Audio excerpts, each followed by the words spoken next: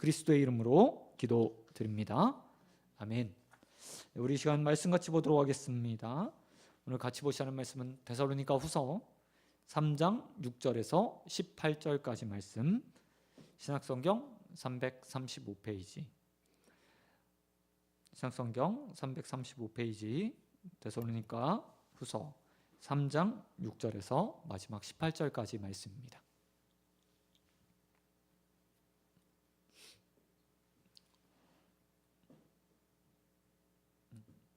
다 찾으신 줄 알고 한 절씩 교독하겠습니다. 형제들아, 우리 주 예수 그리스도의 이름으로 너희를 명하노니 게으르게 행하고 우리에게 받은 전통을 행하지 아니하는 모든 형제들에게서 떠나라. 어떻게 우리를 본받아야 할지를 너희가 스스로 아나니 우리가 너희 가운데서 무질서하게 행하지 아니하며 누구에게서든지 음식을 값없이 먹지 아니하고 오직 수고하고 애써 주야로 일함은 너희 아무에게도 배를 끼치지 아니하려 함이니 우리에게 권리가 없는 것이 아니요 오직 스스로 너희에게 본을 보여 우리를 본받게 하려 함이니라. 우리가 너희와 함께 있을 때에도 너희에게 명하기를 누구든지 일하기 싫어하거든 먹지도 말게 하라 하였더니 우리가 들은즉 너희 가운데 게으르게 행하여 도무지 일하지 아니하고 일을 만들기만 하는 자들이 있다 하니 이런 자들에게 우리가 명하여 주 예수 그리스도 안에서 권하기를 조용히 일하여 자기 양식을 먹으라 하노라. 형제들아 너희는 선을 행하다가 낙심하지 말라. 누가 이 편지에 한 우리 말을 순종하지 아니하거든 그 사람을 지목하여 사귀지 말고 그로 하여금 부끄럽게 하라.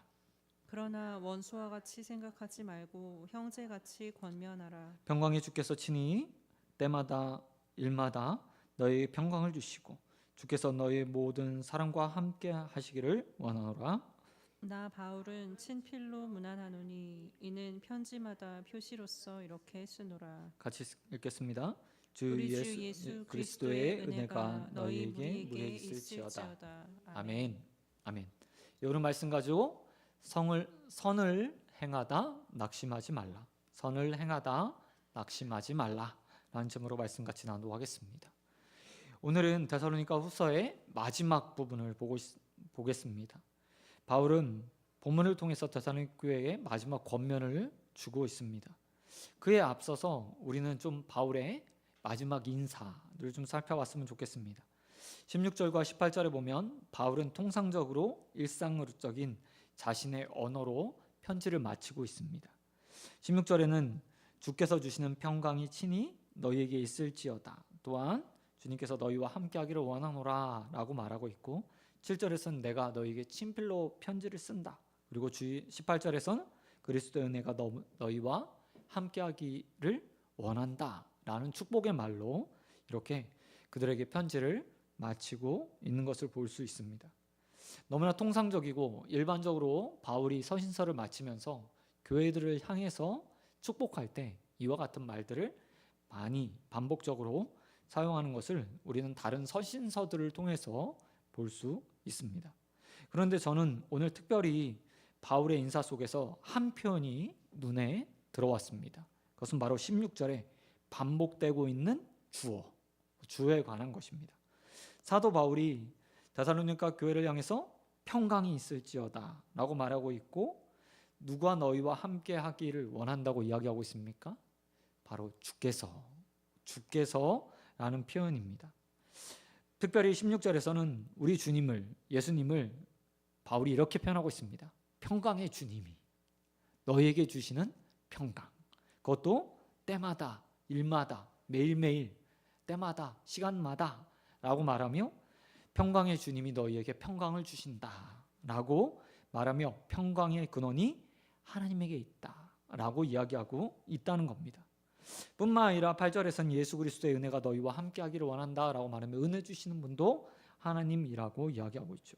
그런데 저는 특별히 평강의 주라는 말 그리고 주께서라는 말이 눈에 굉장히 많이 들어왔습니다.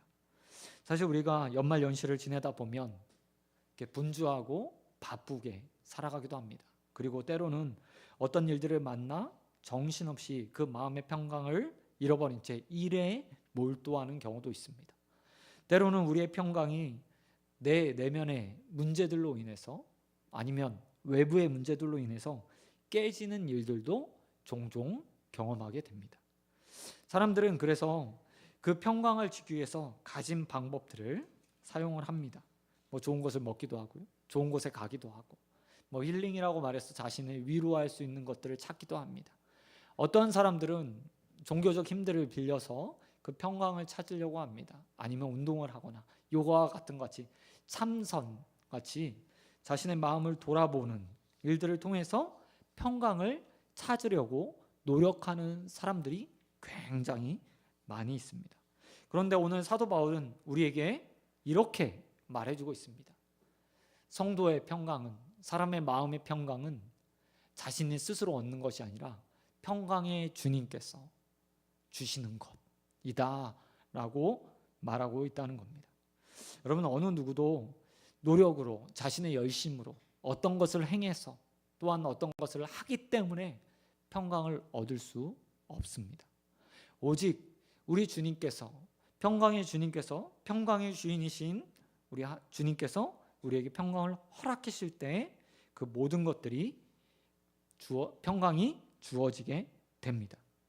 이 연말 분주함 속에서 한 해를 마무리하고 또 내년을 계획하는 가운데 저는 오늘 사도 바울이 축복하고 있는 그 축복들을 여러분에게 하고 싶습니다. 평강의 주께서 친히 때마다 일마다 평강 주시기를 우리 주님 예수 그리스도의 이름으로 축원드립니다.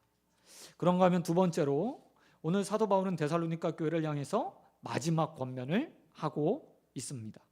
바울의 마지막 권면은 이미 데살로니가 전서에서 반복했던 일들, 이미 데살로니가 전서에서 이야기했던 내용들입니다. 그런데 그 이야기를 다시 데살로니가 후서 끝까지 가지고 와서 또 다시 그것들을 가지고 권면하고 있습니다. 6절에 보면 그 권면의 대상이 누구라고 이야기하고 있습니까? 바로 게으른 자라고 이야기합니다. 아마도 이들이 이렇게 행했던 것은 두 가지 요인 때문일 것이라고 생각합니다. 전에도 말씀드렸지만 당시의 문화에서 노동은 하찮은 자들이 하는 일들이라고 생각했습니다. 그래서 많은 부자들이 노동을 하지 않고, 노동들은 다 종에게 맞춰놓고 자신은 종들이 가져온 것들을 가지고 자신의 재정들을 가지고 영을 즐기는 것이 복이라고 생각했습니다. 근데 많은 데살로니가 사람들의 마음 가운데 이와 같은 마음들이 있었다는 겁니다. 그런데 이것보다 더 큰 위협이 데살로니가 교회에 있었습니다. 그건 바로 다른 것이 아니라 거짓 교사들의 가르침과 그리스도의 재림에 대한 잘못된 가르침과 생각들 때문이었습니다. 우리 데살로니가 후서를 보면서 멸망시키는 자들 또한 잘못된 가르침에 대한 이야기들이 2장에서 나오는 것을 볼 수 있습니다. 그들은 거짓을 이야기하며 성도들의 마음 가운데 그리스도의 재림이 임하였다 혹은 임박했다라고 말하며 두려움을 심어주는 자들이었습니다. 그런데 두려움만 심어준 게 아니라 그들의 삶을 송두리째 바꿔놓은 겁니다. 여러분, 종말론이 다가오게 되면 사람들은 보통 두 가지 반응을 가지게 됩니다. 진짜 지구가 멸망한다. 그러면 하나는 거기에 더 매달리게 되고요. 또 하나는 뭐냐면 자포자기하는 심령들을 가지게 되는 겁니다. 그리스도의 재림이 임박했으니 일할 필요도 없고요. 무엇인가 일상들을 살아낼 필요도 없는 겁니다. 그리고 삶을 다 놓아버리는 거죠. 내 재물이 있는데 그리스도의 재림이 임하게 되면, 하나님 나라가 임하게 되면 어떻게 됩니까? 개벽하게 되잖아요. 그러면 자신이 가진 재물도 다 필요 없게 되는 겁니다. 그러니 그것들을 다 탕진해버리고 허비하고자 하는 마음이 생기는 거예요. 사실 정상적인 마음이라면 더 충성되이 하나님께서 성경에 가르친 대로 살아야겠지만 정반대의 반응으로 나타나는 자들이 생긴 거죠. 그리고 오늘 본문에 그렇게 잘못된 재림의 신앙, 거짓 교사들의 가르침을 받아 더 게을러진 자들이 교회 안에 생기게 된 것입니다. 그런 자들을 향해서 사도 바울이 6절에서 이렇게 말하고 있습니다. 우리에게서 받은 전통대로 행하지 않는 자들은 그들을 그 모든 형제에게서 떠나보내라, 떠나라, 상대하지 마라 라고 말하고 있다는 것입니다. 아마 이들은요, 자신이 가진 것을 가지고 허랑방탕한 삶을 살았거나 아니면 아무 일도 하지 않거나 정말 주님이 제림어 있었으니 나는 이제 그냥 자유인이야 라고 말하면서 일상을 반포기한 상태로 그저 무의도식하며 살았던 것으로 보여집니다. 그리고 사도 바울은 그들을 향해서 교회 안에서 전통대로 행하지 않는 그 모습이 있는 자들을 떠나가게 하라, 떠나라 라고 말하며 그들과 적을 두라고, 거리를 두라고 이야기하고 있는 것을 볼 수 있습니다. 사도 바울이 이렇게 얘기하는 이유는 성도의 삶이 결코 종말의 때가 다가왔다고 삶을 포기하거나 등한시하거나 아니면 모든 것들을 놓아버리는 채 살아가면 안 되기 때문입니다. 사도 바울이 여기서 전통이라고 말했잖아요. 근데 이 전통이라는 말이 어떤가 하면 과거에 말했던 것 아니면 성경적 가치를 가지고 행하던 삶을 이야기하는 말입니다. 그러면 사도 바울은 어떻게 살았을까요? 그 이야기들을 자신의 삶을 통해서 사도 바울이 이야기해주고 있어요. 7절에 보면 사도 바울이 이렇게 말합니다. 어떻게 우리를 본받아야 할지 너희가 스스로 안다. 왜냐하면 우리가 무질서하게 행하지 않고 그냥 삶을 다 놓아버린 채 그냥 무의도식하면서 예수 그리스도의 재림이 왔으니 아무것도 하지 않을 거야 라고 말하면서 사는 것이 아니라 얼마나 치열하게 살았는지 너희가 알기 때문이다 라고 말하고 있어요. 8절에 보면 그 삶에 대해서 이렇게 말합니다. 누구에서든지 음식을 값없이 먹지 아니하고 오직 수고하여 애써 주야로 일함은 너희로 아무에게도 폐를 끼치지 않으려 함이라 라고 말하며 사도 바울이 일상을 어떻게 살았는가에 대해서 스스로 이야기해주고 있다는 겁니다. 여러분, 우리가 잘 알고 있듯이 사도 바울은 자비랑 선교를 했던 사람들이었습니다. 사실 교회 전통에 따라서 선교자들은, 그리고 예수님의 말씀대로 따지면 그들은 아무것도 가지지 않고 가서 성도들의 집에, 자기를 맞이해 주는 자의 집에 거하면서 그들이 주는 것들을 대접을 받으며 복음을 전해야 되는 것이 맞는 삶이었습니다. 그런데 사도 바울은 이런 예수님의 가르침보다 한 걸음 더 예수님의 가르침을 기본으로 해 한 걸음 더 나아가서 이방인들에게 가서는요, 이방인들의 폐를 끼치지 않기 위해서 자비랑 선교를 했습니다. 사도 바울의 가문은 가죽공예, 우리 보면 텐트 메이커라고 해서 텐트를 다루는 일을 했다고 이야기하는데요, 정확히 헬라어로 보면 가죽을 다루는 일을 가문에서 했던 것으로 보여집니다. 그래서 그것들을 가지고 일을 한 거예요.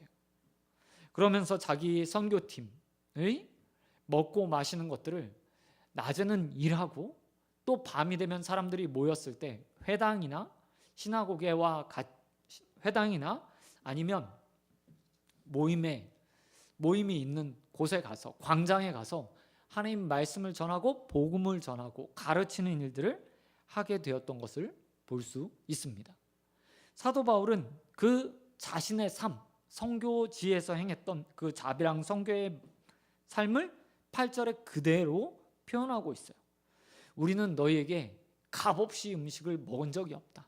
내 돈 내고 내가 다 그것들을 지불하면서 먹었다. 뿐만 아니라 나는 우리 선교팀 그리고 우리와 함께 일하는 자, 나의 여비들을 다 마련하기 위해서 주야로 힘쓰며 폐를 끼치지 않는 삶을 살았다 라고 말하고 있다는 겁니다. 그 이유는 단 한 가지 때문이었죠. 그렇게 그들에게 경제적 부담감들과 어려움을 줌으로 인해서 복음이 혹여나 잘 들어가지 못하는 일이 없도록 그가 최선을 노력을 다해서 열심을 다해 일했다는 겁니다. 뿐만 아니라 그렇게 그가 열심을 냈던 이유는 노동의 가치가 결코 값없지 않기 때문이에요. 그런 바울은 자비랑 선교를 하면서 자신의 삶을 돌보았고 또 그 본을 통해서 이방인들에게 일하는 것을 하찮게 여기는 그들에게 본이 되어 줬습니다. 그리고 바울은 6절에서 이렇게 말했죠. 그 전통대로 내가 행하던 대로 너희들이 본 그대로 이 땅 가운데서 게으르지 않게 그리스도께서 오시는 그날까지 성실하게 게으름을 가지고 다른 사람들에게 피해 주지 않는 삶을 살아야 된다고 이야기했다는 겁니다. 여러분, 우리의 삶도 마찬가지입니다. 우리의 노동력 없는 사람들의 무조건 노동하라는 말이 아니라요. 하나님께서 우리에게 원하시는 청지기적 사명들을 가지고 사도 바울처럼 성실하게 하루하루 치열하게 또 그 가운데 누군가에게 폐가 되지 않도록 내 삶을 내가 스스로 영유하고 또 이끌어 가야 됨들을 오늘 본문을 통해서 우리에게 말해주고 있다는 거죠. 이것을 언제까지 해야 됩니까? 바로 주님 오시는 그날까지 우리가 할 수 있는 한 우리의 힘으로 노력을 다해서 우리의 삶을 영위해 가야 됩니다.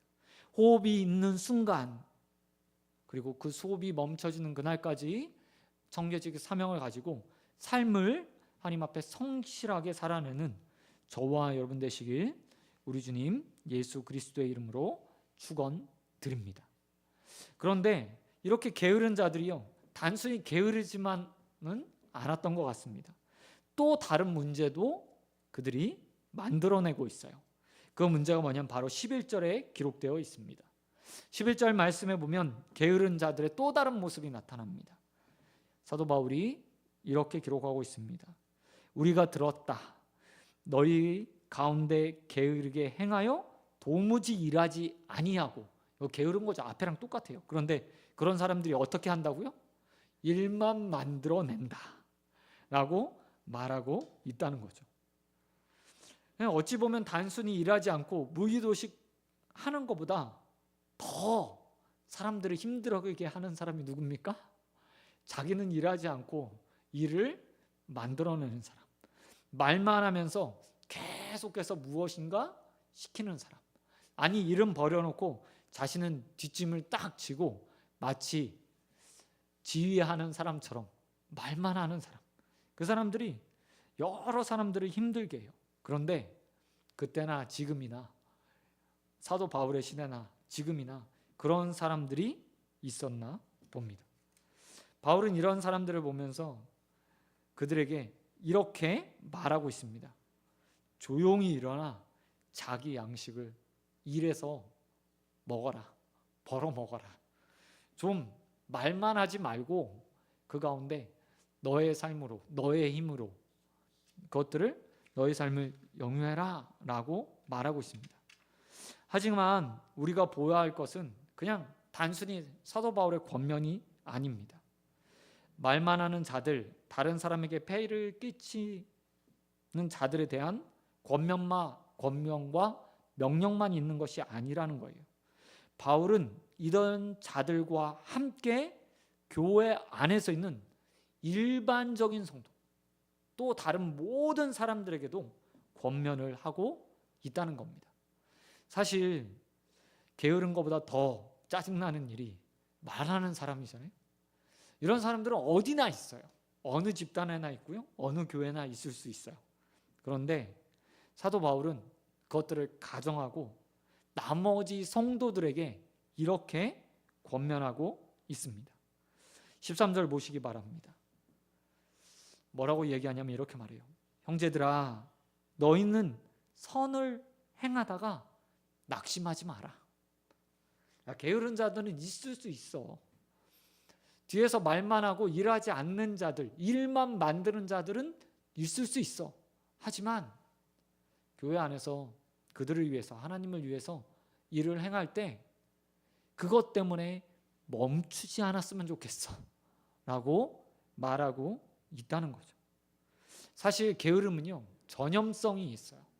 그리고 말하는 사람이 많아지면 많아질수록 나도 한마디 거들고 싶어지고 일하는 사람이 아니라 말하는 사람이 되고 싶은 그런 욕망을 사람들이 갖게 됩니다. 그런데 그렇게 되면 어떻게 되죠? 사공이 많아지면 많아질수록 그냥 교회는, 직장은, 사업장은, 또 다른 가정은 그냥 산으로 가게 되는 거예요. 그런 상황들을 너무나 잘 알고 있는 사도 바울이 이렇게 말하고 있어요. 그런 사람들 신경 쓰지 말고 너는 행하던 대로, 전통대로, 가르침대로 열심히 하던 일을 하면 돼 라고 권면하고 있다는 거죠. 특별히 사도 바울은 선을 행하다가 그런 사람들을 보면서 성도들이 낙심할까 봐, 그 마음이 무너질까 봐 더더욱 강하게 강조하여서 말하고 있습니다. 특별히 우리도 신앙생활을 하다 보면 말하는 사람으로 인해서 많은 상처들을 받게 되죠. 여러분, 그때마다 사도 바울의 말을 기억하시기 바랍니다. 성을 행하되 하나님의 일을 행하는 동안에 낙심하지 말고 행하시는 저와 여러분 되시길 우리 주님 예수 그리스도의 이름으로 축원드립니다. 그런가 하면 또 한 가지 사도 바울이 이야기하고 있습니다. 사도 바울이요 14절에서 이렇게 말하고 있어요. 누구나 이 편지의 말을 보고 내가 다시 권면했잖아. 게으른 자, 교회 안에 또한 순종하는 자 다 봤지.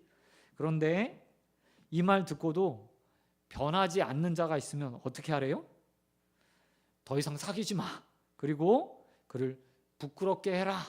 그래서 부끄럽게 만들어라. 이거 왕따시키라는 말입니까? 아니에요. 권면해라. 그들에게 경고의 말을 좀 줘야 된다. 그들과 거리를 두어서 그들이 잘못됐다는 사실을 알려주어야 한다라고 이야기하는 거예요. 그런데 이때도 어떤 마음을 가지고 해야 되는지 15절에서 이렇게 말하고 있어요.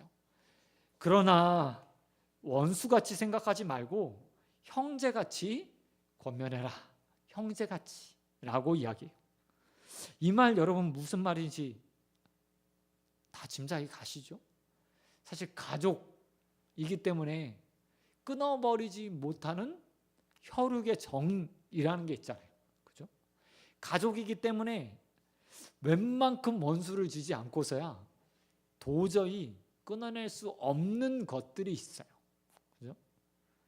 사도 바울이 그 이야기를 하는 거예요. 특별히 교회는 어떻게 형제된 자리입니까? 그리스도의 피로 형제 자매된 자들이잖아요. 어쩌면 혈육보다 더 진한 은혜를 가지고 맺어진 하늘 가족인 거예요. 그렇기 때문에 사도 바울은 권면하는데 그가 너무 싫어서 정말 끊어내고 싶어서가 아니라 그리스도께서 너희를 사랑하신 것처럼 형제가 형제를 사랑하는 마음으로 마치 너의 친족을 버릴 수 없어서 그에게 권면하는 마음으로 사랑을 가지고 권면하고 또 권면해라 라고 말하고 있다는 거죠. 여러분, 저와 여러분도 이런 마음으로 서로를 대할 수 있게 되길 주님의 이름으로 축원드립니다. 사실 교회 안에 부족한 부분들이 있고 서로 모난 부분들이 있기 마련이에요. 하지만 사도 바울의 말처럼 그 모든 것들이 나와 맞지 않아, 넌 아니야가 아니라 내 형제, 조금 다른 형제, 하나님께서 그래도 예수 그리스도의 보혈로 나에게 하늘 가족이 되게 하신 형제라는 마음으로 서로 권면하고 돌보아주는, 또 그들에게 지치지 않고 낙심 없이 선을 행하는 자들로 우리를 맺어 주셨습니다. 그러기에 그 모든 일들을 감사와 기쁨으로 행하게 되기를 우리 주님 예수 그리스도의 이름으로 축원드립니다. 말씀 맺도록 하겠습니다. 여러분, 성도의 삶은 성실해야 됩니다. 성실. 게으르지 말아야 돼요. 무분별하지 않아야 합니다. 무질서하지 않아야 돼요. 간혹 그리스도의 보혈을 가지고 사랑하는 사람들이 그냥 정말 오늘 본문에 나와 있는 것처럼 무의도식 하는 것처럼 다른 사람들에게 그냥 일만 버리고 말만 하면서 교회 안에서 대접만 받고 또 아무 일도 하지 않아도 되는 것처럼 생각하는 사람들도 있어요. 하지만 어린아이 때는 그것들이 가능하지만 성장하고 직분을 가지고 또 연륜과 경험들이 쌓이면 어떻게 합니까? 당연히 또 섬기는 자가 되어야 되고 돌봐주는 자가 되어야 하는 겁니다. 게으름 없이 하나님께서 우리에게 맡겨주신 그 삶이 하루하루 정말 은혜라고 생각하며 성실하게 솔선수범하면서 살아가야 돼요. 저와 여러분의 삶의 내일이 그와 같게 되길 주님의 이름으로 축원드립니다. 사도 바울이 자신의 사명을 다하기 위해서 자비랑도 맞이하지 않았어요. 혹여나 복음이 가려질까 봐 자기에게 맡겨진 하나님의 사명이 자신의 그런 작은 육체의 일들을 채우는 일로 이방인들에게 누가 될까 봐 그냥 최선을 다해서 삶을 살면서요 처절하게 살았어요. 얼마나 힘들었을까요?